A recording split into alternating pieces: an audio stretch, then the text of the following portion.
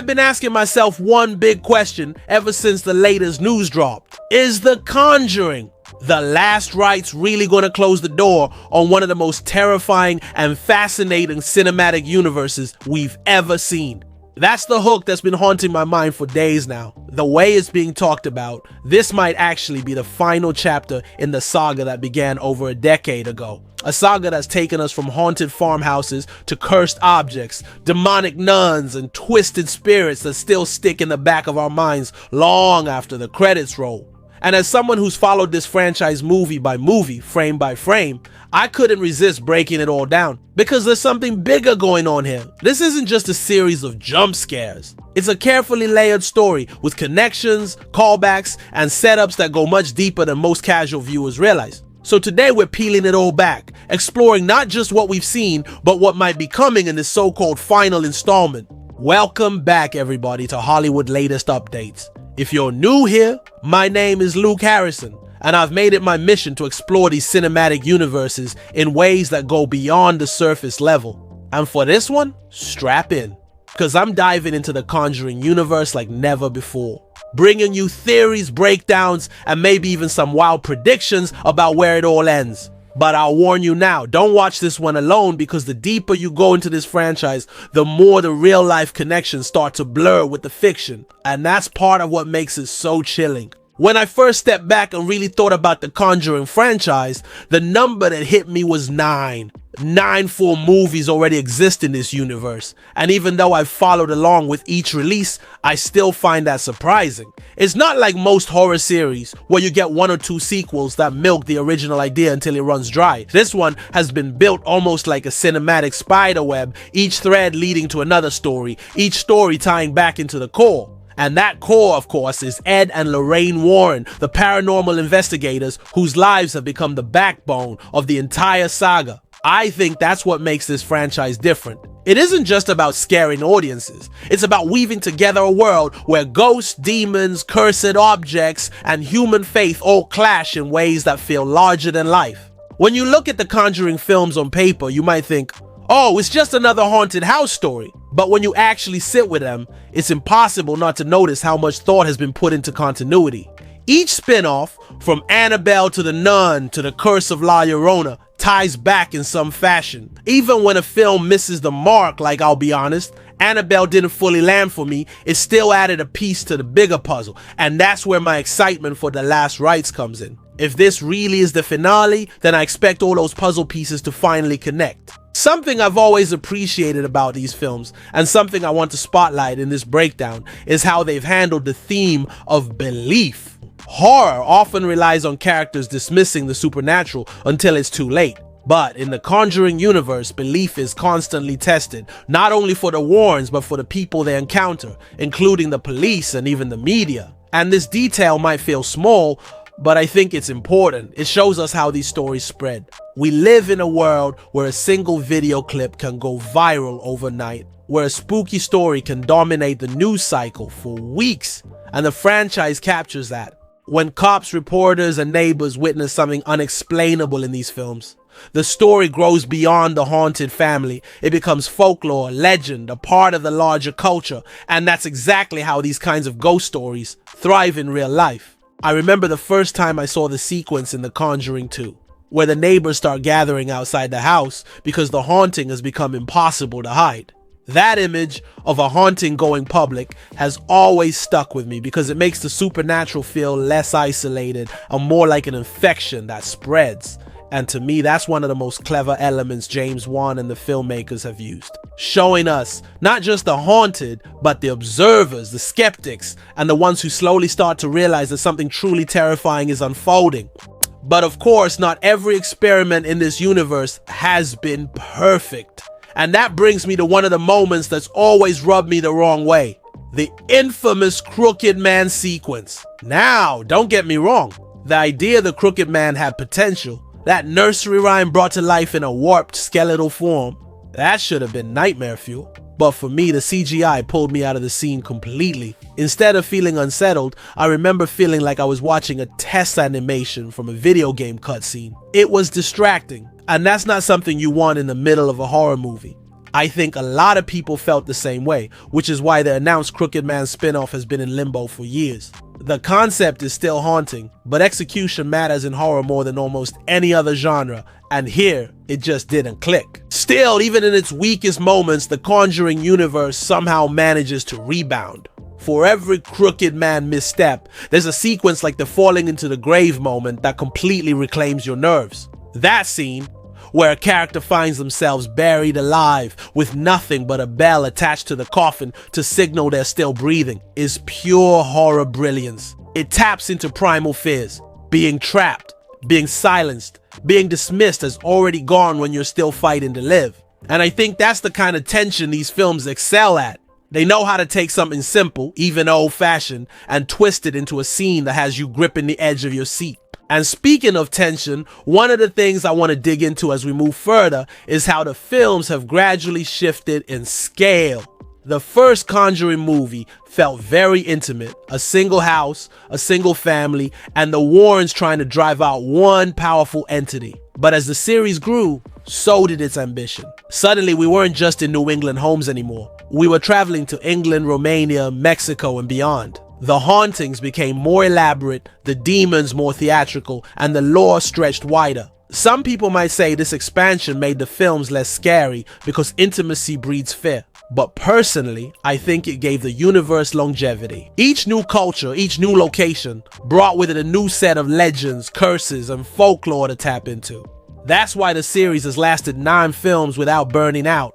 That's also why The Last Rites excites me. The title alone suggests finality, but also ritual. And rituals, as we've seen across the films, are where the Warrens' world collides most violently with demonic forces. If this is the end, then I think we're about to see the biggest ritual yet. The kind of climactic confrontation that pulls from everything before it. Think about it. Haunted dolls, demonic nuns, cursed wedding dresses, even cursed music boxes. All of these have been teased across the saga. What if The Last Rites is the moment when they all come back into play one final time? That's the theory that keeps circling in my head. I'll stop here for now because this is just the setup, the groundwork for everything else we're about to unpack. But already I feel like you can see how much depth there is to explore. This isn't just about random ghosts jumping out of closets. This is about a universe that's been carefully planted over 9 films, each with its own strengths and flaws, all leading to a supposed conclusion. And the beauty of it is, we don't even know if the end is really the end. Horror franchises have a way of tricking us, of saying goodbye while secretly setting up the next chapter. But whether or not that's the case here, we're going to keep peeling it back layer by layer, because trust me, the deeper we go, the more unsettling it all becomes. Now that we've laid out the foundation of how the Conjuring universe grew into something far bigger than a typical horror franchise, I want to go deeper into the connective tissue that ties these films together. Because when you zoom in on each movie, you'll notice that even when the surface story seems isolated, there's almost always a thread leading back to the Warrens' world. Sometimes it's direct, like Ed and Lorraine being front and center, and other times it's subtle, like a cursed object or a fleeting mention of something we've seen before. I think this is one of the most underrated strengths of the franchise. It rewards viewers who are paying attention. Take Annabelle Comes Home, for example. On the surface, it's a haunted doll movie. But look closer, and it's practically a tour of the Warrens' artifact room, teasing countless potential stories. It's not just one haunting, but a parade of cursed relics waiting to be unleashed. And I think that film, maybe more than any other, reveals the long-term vision here. The idea that every single object, every demon, could have its own spin-off or tie-in if the creators wanted to pursue it. But the big question hanging over all of this is, what makes the Conjuring films work compared to other horror universes that burn out quickly? And the answer, at least in my eyes, is character. Without Ed and Lorraine Warren, these films wouldn't have the same impact. They aren't just paranormal investigators, they're the emotional anchor of the entire saga. And what makes them special is how they're portrayed, not as fearless ghostbusters, but as people of faith, people with love for each other, who step into darkness because they genuinely want to help others. That human layer is what separates this franchise from countless other haunted house knockoffs, When Ed is sitting at a piano softly singing to Lorraine, it's not filler, it's a reminder that love is their shield against the horror, and that makes the stakes of every case feel higher. And that brings me to something else I've noticed, the franchise's knack for blending real history with supernatural storytelling. Every Conjuring movie claims to be based on a true story, and while the accuracy of those claims is debatable, the framing makes the stories feel heavier. When you walk into a Conjuring film, you're already primed to think, this could have happened. And that's a genius tactic because it lowers your defenses. You're no longer watching pure fantasy, you're watching a dramatization of something that allegedly scarred real families. Think about the Perron family haunting in the first film. Whether you believe in it or not, the fact that there are real testimonies from the people involved makes it hit harder. Same with the Enfield poltergeist in The Conjuring 2.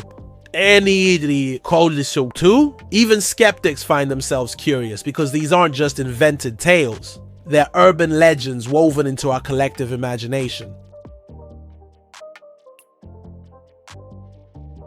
But here's the good news, even the weaker films serve a purpose in the grand scheme. The Nun might not have nailed its pacing, but it introduced Valak, arguably the most iconic demon in the series, and Valak has since become the ultimate symbol of this universe's evil. So while the execution wasn't perfect, the lore payoff was huge. That's something I expect the Last Rites to capitalize on, bringing back the most iconic threats, refining them, and using them in a way that elevates the entire saga. One detail I keep circling back to is how the films balance human villains with supernatural ones. It's easy to forget, but sometimes the scariest moments in these movies don't involve ghosts at all. They involve humans who've been corrupted or manipulated by dark forces. Take The Devil Made Me Do It. That story wasn't just about a possession, it was about how belief in the supernatural could bleed into the legal system, into people's lives in irreversible ways. The idea that someone could literally stand trial for murder and claim demonic possession as their defense, that's chilling on a different level. It shows how the supernatural isn't just an isolated event, it has ripple effects in the real world. I think this duality, the supernatural colliding with human weakness, is one of the most compelling aspects of the franchise. Because demons aren't just monsters in the dark, they're manipulators. They prey on fear, doubt, anger, and grief. And when you see characters fall victim to that, it feels disturbingly real. That's why scenes like the cursed bride dressing Annabelle comes home work so well. It's not just about a spooky outfit moving on its own. It's about how it turns the person wearing it into something they're not. That's the essence of possession, losing yourself. And in many ways, that's scarier than any jump scare. When I think about the possibility of the Last Rites being the endgame for the Warrens, my mind immediately jumps to the way the franchise has always hinted at forces bigger than any one case. We've seen Ed and Lorraine face individual demons, individual curses, but hasn't there always been the sense that something larger has been pulling the strings? Almost like Valak wasn't just a single villain, but part of a greater evil network that connects all these hauntings together. If you trace the lore carefully, Valak's presence has been more widespread than most casual viewers realize. The demon didn't just appear in The Nun and The Conjuring 2.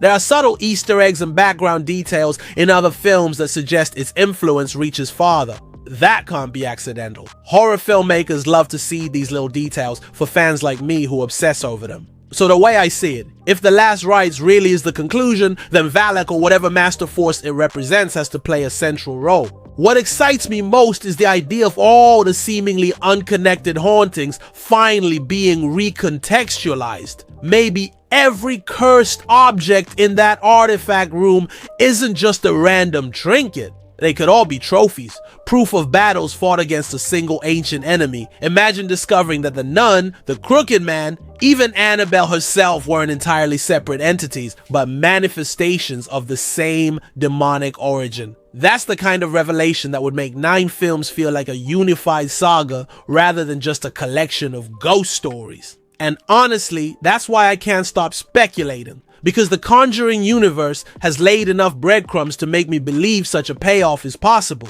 Another thing I've been turning over in my head is how the franchise has slowly escalated the scale of its horror. Early on, the threats were localized. Families tormented inside their homes, objects cursed within small spaces. But then we started moving outward. Whole convents under siege, entire neighborhoods aware of supernatural chaos, even the legal system being dragged into demonic territory. This escalation mirrors the way real legends evolve. A ghost story might start with one haunted house, but soon it becomes the most haunted place in town, and eventually it spreads until it's seen as a curse on an entire region. The Conjuring universe mirrors that natural growth, and it makes me wonder, what's the next logical step?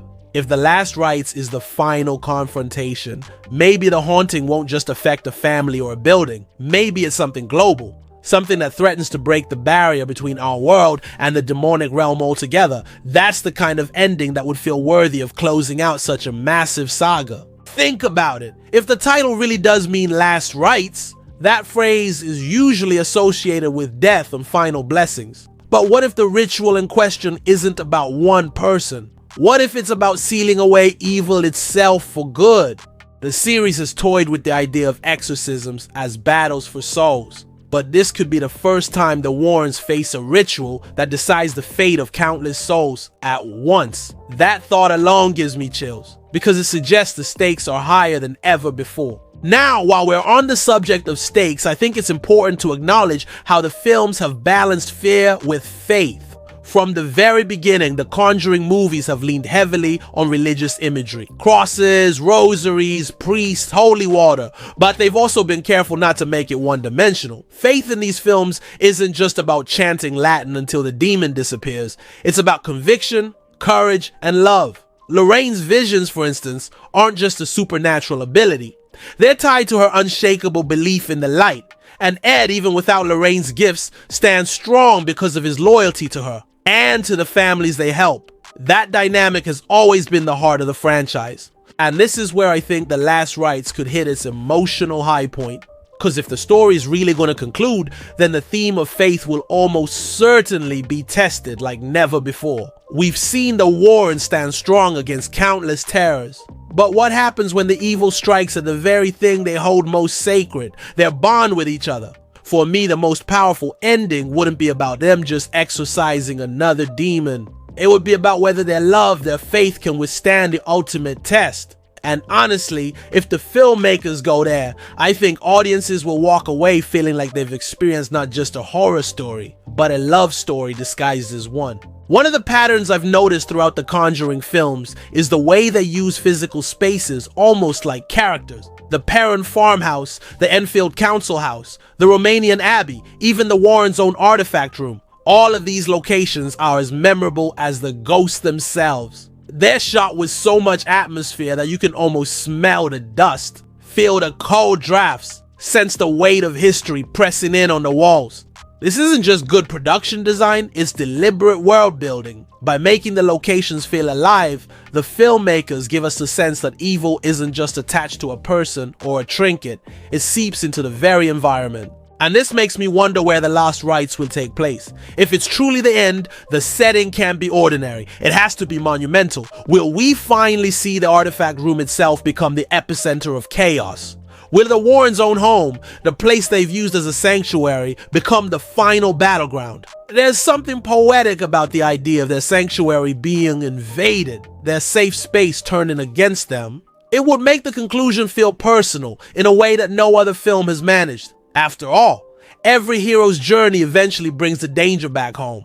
And for Ed and Lorraine, home has always been both a refuge and a ticking time bomb because of what they've locked inside it. And speaking of the artifact room, let's take a moment to really break down what that room represents. To me, it's not just a collection of creepy props. It's the physical embodiment of the Warrens' entire legacy. Every case, every victory, every near-death experience, they're all represented in that space. And yet it's also their biggest liability, because no matter how many locks they put on those cabinets, no matter how many priests bless the room, the sheer volume of cursed objects in there makes it a powder keg waiting to explode. If The Last Rites chooses to set its climax in that room, it could turn into a greatest hits of Conjuring horror, unleashing everything at once. Annabelle rattling in her case, the cursed wedding dress glowing with malevolent energy, music boxes opening by themselves. It could be the ultimate fan service moment while also being terrifying. What intrigues me is that the films have always hinted at the danger of that room, but never fully unleashed it. Even in Annabelle Comes Home, which spent the most time there, we only saw a fraction of its potential. That tells me the filmmakers have been holding back for a reason. They've been saving the full power of that room for a moment that matters. And if this really is the end, then now's the time. Another thing I've been thinking about is how the franchise has treated death. Not just physical death, but spiritual death. Characters in these films are often pushed to the brink, faced with the possibility of losing themselves entirely. Being possessed isn't just about your body being controlled, it's about your soul being eroded. That's what made the Coffin and Bell scene so terrifying to me. It wasn't just a survival thriller moment, it was symbolic of how easily people can be buried, silenced, forgotten, even while they're still alive. That metaphor of death as both physical and spiritual has been running through the entire series. So if The Last Rites is truly the finale, I think we're going to see that theme pushed to its limit. Maybe a character we love will face the ultimate question: will their soul be consumed, or will they hold on to who they are until the very end? And if that character is Ed or Lorraine, then we're in for the most emotional story the franchise has ever told. Because while horror thrives on fear, what really leaves a mark is tragedy. The idea that not everyone makes it out unscathed. I'm not saying the film will definitely kill off a major character, but if it wants to leave a lasting impact, that's one way to make sure audiences never forget it. And here's the detail that ties it all together for me. The Conjuring franchise has never been about hopelessness. As dark as it gets, as terrifying as the demons appear, there's always a light, a prayer, a song, a memory of love, something that cuts through the darkness. That's why people don't just leave these films shaken. They leave feeling oddly uplifted, almost like they've been reminded that even in the face of unimaginable evil, there's still a reason to believe in good. That's a rare quality in horror, and it's why this series has lasted so long. If The Last Rites is the conclusion, I think it has to honor that tone. It has to scare us, yes, but it also has to leave us with that flicker of hope. Otherwise, it wouldn't feel like a Conjuring film. As I've been working through this entire universe, one question keeps resurfacing in my mind. Have the Warrens really been winning? Or have they just been delaying the inevitable? On the surface, they've survived every major case. They've cast demons out, secured cursed relics, and kept families safe. But if you look closely, the evil never truly goes away. It just shifts, hides, waits. Annabelle is still in her glass case. Valak was banished but not destroyed. Even the countless items in that artifact room are still humming with energy, bound but not neutralized. And that makes me wonder whether the entire saga has been building toward a realization. Maybe the Warrens haven't been defeating evil. They've just been containing it, like plugging leaks in a dam that's bound to break. If The Last Rites is where this all comes crashing down, then that truth would be the hardest pill to swallow. After all, what does it mean if everything they've sacrificed has only delayed the inevitable? That kind of tragic reveal would push the series into a darker, more haunting legacy. But here's the thing. I don't think James Wan and the creative team would leave us in pure despair.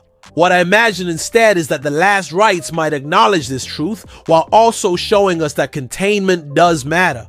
That even if evil can be destroyed completely, fighting it buys people time, saves families, protects children. That's always been the Warrens' purpose. And honestly, I think that's what makes their story resonate so deeply. Because isn't that true in life too? We can't erase every shadow, we can't end every tragedy, but we can fight, we can resist. And sometimes just holding the darkness at bay is a victory in itself. That's the bittersweet realism the Conjuring franchise has always carried beneath its supernatural surface. I want to talk about legacy for a moment, because I think that's where this franchise has been heading all along. The Warrens aren't just characters in a horror story, they're legends. In the real world, their names are synonymous with ghost hunting, controversial or not. In the films, they've become mythic figures, almost like knights standing guard against the forces of hell. So if The Last Rites is the conclusion, it has to cement their legacy. And that raises a big narrative question. What does that legacy look like? Do they go out in a blaze of sacrifice, giving everything to seal away evil once and for all? Or do they survive, battered but victorious, leaving their artifact room behind as a warning to future generations? Either path would fit, but each sends a very different message. Personally, I think the more haunting option would be for them to survive but leave behind a chilling inheritance. Imagine if the final scene isn't their deaths, but a new family or even a future investigator walking into the artifact room, realizing the battle will always continue. That ending would honor the Warrens without pretending evil can ever be fully erased. It would also leave the door cracked open for potential spin-offs, even if the main saga ends. Because let's be honest, Hollywood rarely lets successful franchises stay buried for long. Another thing I've been obsessing over is how the series uses sound and silence. You might be wondering why I'm bringing this up now, but trust me, it's crucial to understanding the Conjuring formula. Think about the moments that stick in your head. The creak of a door, the ticking of a clock, the music box winding down, the sudden silence right before a scream. These films understand that sound design is as important as the monsters themselves. It's why even the simple idea of a bell attached to a coffin becomes nightmare fuel. You don't need CGI when you have the auditory suggestion of someone alive underground, desperately ringing for help. So if I project forward into the Last Rites, I can almost guarantee that sound will play a central role in whatever ritual takes place. Last Rites are, after all, prayers spoken aloud. Words matter, silence matters. Maybe the climax will hinge not just on what's seen but on what's heard. The chants of a ritual, the cries of trapped souls, the demonic distortion of sacred language. And honestly, that excites me more than any CGI monster ever could. Because horror at its best is about what you feel in your bones, not just what you see on screen. Now let's dig into something I touched on earlier, the possibility of the artifact room becoming ground zero. If that happens, it won't just be a greatest hits parade of cursed objects, it'll also force Ed and Lorraine to confront their entire history in one brutal confrontation. Every case they've worked, every item they've locked away will come back to challenge them. And isn't that the perfect metaphor for closure? In life, we can't escape our past. We eventually have to face it head on. For the Warrens, that past is literally embodied in glass cabinets and locked drawers waiting to be unleashed. I picture a scene where objects begin activating all at once. Annabelle's case cracking, the cursed symbol monkey clanging on its own, the samurai armor glowing with energy. It would be chaos, yes, but also a symbolic reckoning. Their legacy of victories turned into one final overwhelming trial. But here's where my theory gets darker. What if the artifact room wasn't meant to contain the evil forever?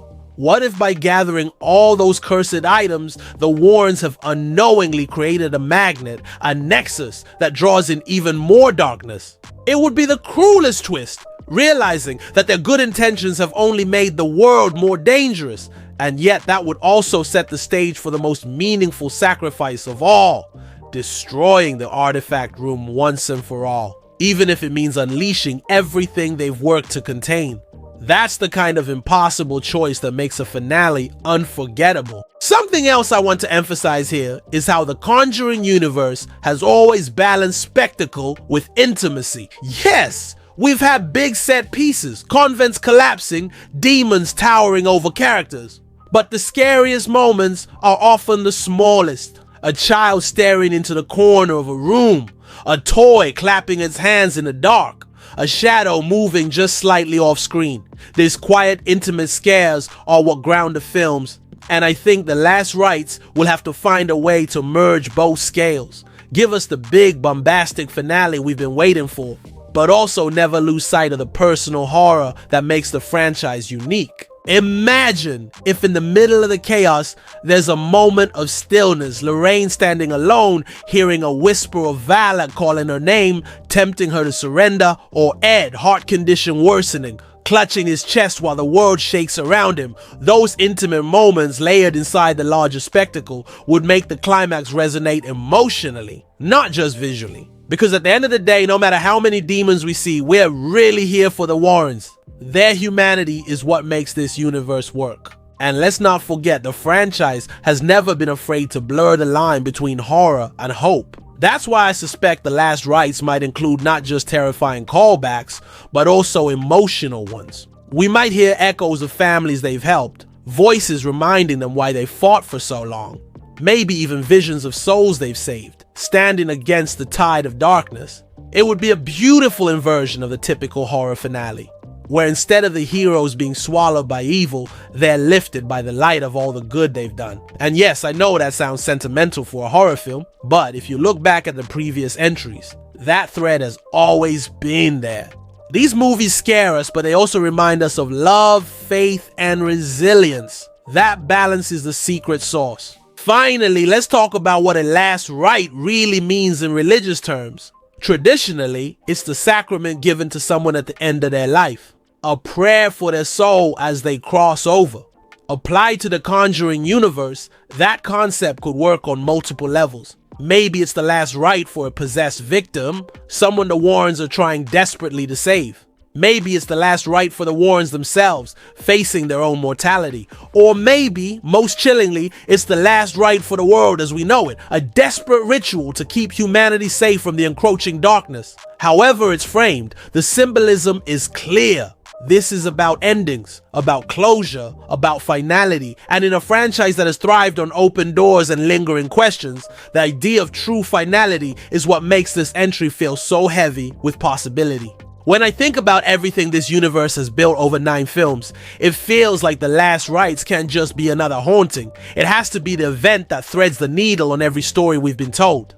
And the only way that works is if the Warrens themselves are pushed further than they've ever gone before. We've seen them bruised, terrified, even near death, but never completely shattered. That's why my biggest expectation for this finale is that it won't be about whether they survive physically, but whether they survive spiritually. I imagine a confrontation that doesn't just throw demons at them, but throws doubt, regret, and temptation into their faces. Because if evil can't beat them with claws and shadows, then maybe the only way left is to fracture the bond between Ed and Lorraine. And honestly, that would be the scariest trial of all. Think about it. For the entire saga, their relationship has been their shield.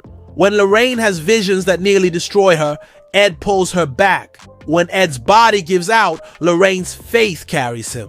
What if the ultimate weapon against them is forcing them to turn on each other? It doesn't even need to be permanent. Just one moment of betrayal, 1 second of doubt could unravel everything. The title, The Last Rites, could even be a twisted irony. Because instead of preparing a soul for peace, the ritual could be corrupted into preparing a soul for damnation. And if the demon manipulates one of the Warrens into becoming the vessel, then suddenly the fight is no longer about saving strangers, it's about saving each other. This brings me to one of the scariest ideas I can imagine for the finale. What if Annabelle, Valak, and other cursed forces don't just return as threats, but converge into one overwhelming entity? We've been conditioned to see them as separate terrors. Annabelle in her glass case, Valak in the Abbey, the cursed dress hanging silently. But what if all of these manifestations have been fragments of the same demonic presence? That revelation would make every scare in the franchise feel interconnected. And it would explain why the evil never fully dies. It's all coming from the same root. If that's the case, then The Last Rites isn't just about defeating one demon. It's about facing the culmination of evil itself, a final form that's been hinted at for years. I imagine something far more psychological than physical. An entity that wears multiple faces, flickering between the nun, the crooked man, even possessed family members from earlier films. That kind of showdown would be terrifying, because it wouldn't just feel like a fight, it would feel like a greatest hits nightmare, every trauma the Warrens have faced returning all at once. And narratively it makes sense. If you're going to end a saga, you bring back everything the heroes have endured, you condense it, and you force them to overcome it one last time. And here's where I think the theme of the artifact room comes full circle. For years it's been their greatest weapon and their greatest weakness. They've locked away evil, but in doing so, they've also bound themselves to it. That's why I can picture the final act of The Last Rites taking place there. Not because it's convenient, but because it's inevitable. It's poetic that the Warrens would have to defend the very room they built to contain the darkness, and maybe the only way to truly end things is to destroy it. The tragedy of that decision would be massive. Destroying the room means unleashing everything at once. But keeping it intact means the curse never ends, and someone else will have to take up the burden after the Warrens are gone. It's the ultimate lose-lose scenario, which is exactly what a good horror finale should be. And here's where my theory gets even bolder. What if the Warrens choose destruction, but not in the way we expect? Instead of unleashing the artifacts into the world, maybe they find a way to destroy both the items and themselves at the same time, essentially binding the evil to their own souls and taking it with them. That would be both heroic and heartbreaking. The ultimate sacrifice that cements their legacy forever. Now, I don't want to give the impression that I'm rooting for the Warrens to die. In fact, part of me desperately wants them to survive, retire quietly, and grow old together. But narratively, horror finales often demand sacrifice. They need that sting, that scar to make the story feel like it mattered. If the Warrens simply solve another case and go home, it wouldn't feel like the end. It would feel like a setup for part 10.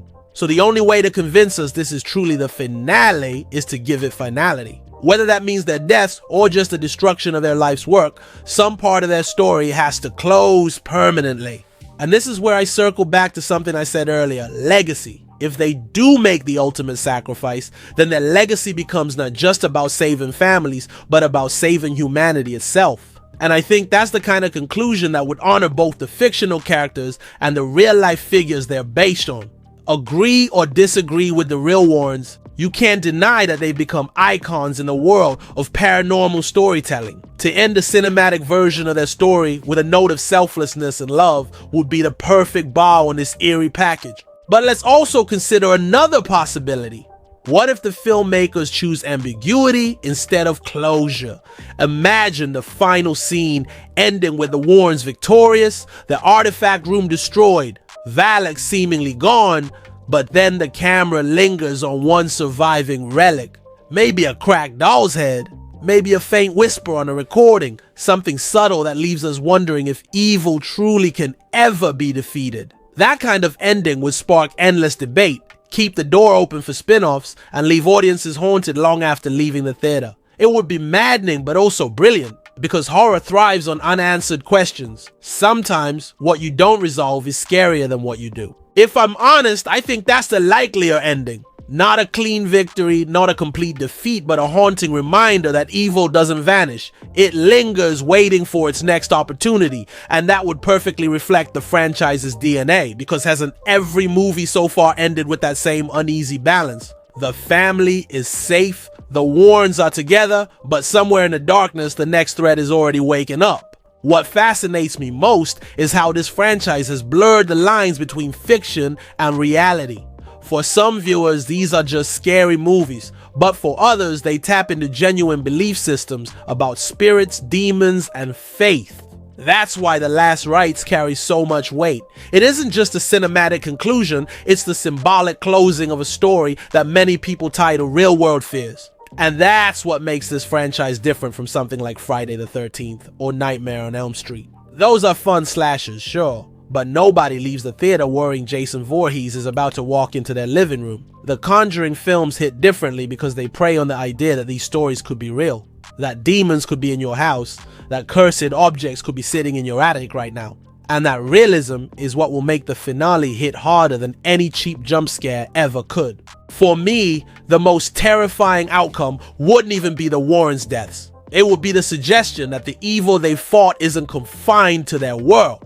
It's creeping into ours. That meta angle where the final moments of the film leave you questioning your own space, your own beliefs, your own shadows. That's what would make this franchise unforgettable. And that's why I keep saying, don't watch this one alone. Not because you'll be scared in the theater, but because afterward, when you're lying in bed, every creak in the dark will feel like an echo from the film. So here we are, 9 films, countless demons, endless speculation, all leading up to The Conjuring, The Last Rites. Whether it's the true finale or just another chapter disguised as an ending, it's going to be the culmination of everything that's made this franchise so powerful. Fear, faith, family, and legacy.